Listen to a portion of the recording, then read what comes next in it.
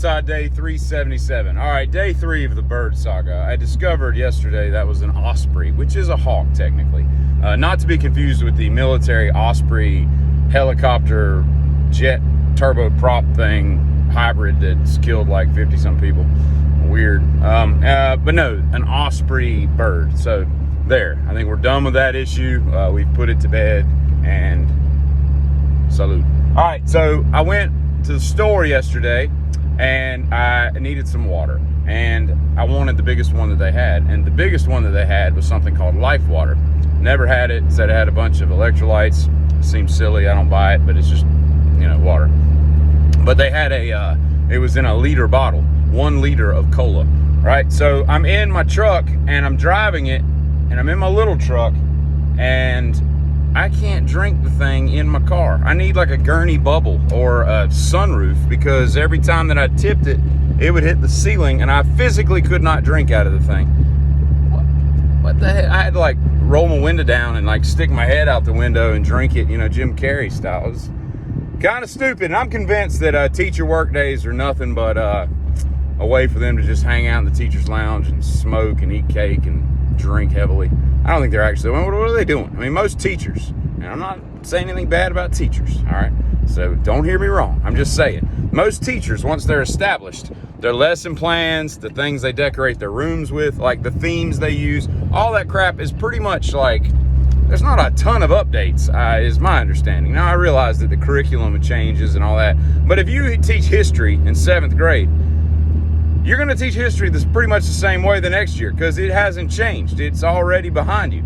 So I don't know what they're really working on. I think it's just a way for them to drink, and that's fine. I endorse people being able to drink in schools. That's cool. I mean, I got no problem with that, you know.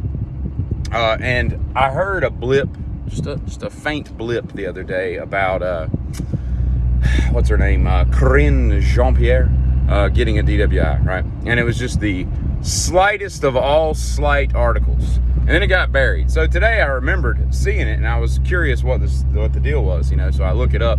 Man, you type in press secretary Corinne, however she spells her name, Jean-Pierre, in DWI into the Google search, and all you get is apparently Trump had one she had one back in like 13 and 2015.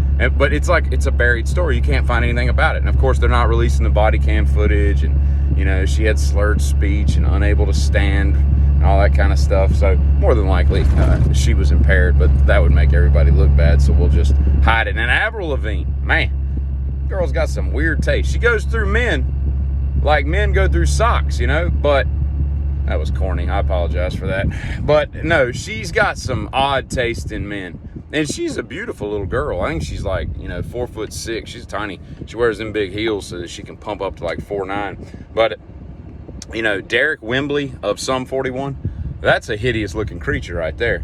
Looks like he got a hockey nose, you know, and he's kind of diminutive in stature as well. And then she goes to, you know, she was married to Chad Kroeger of Nickelback, which, you know, he could be the best looking dude in the world, but he's still in Nickelback. And I don't want to say anything more that hasn't already been said about Nickelback, but you get what I'm saying.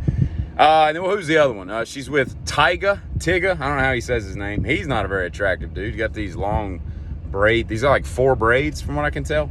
That's kind of weird. And then she just broke up with Mod's son, who I discovered on YouTube about a year and a half ago. And dude's got some really eclectic tattoo themes going on, but it's really catchy pop music. He's a pretty good drummer.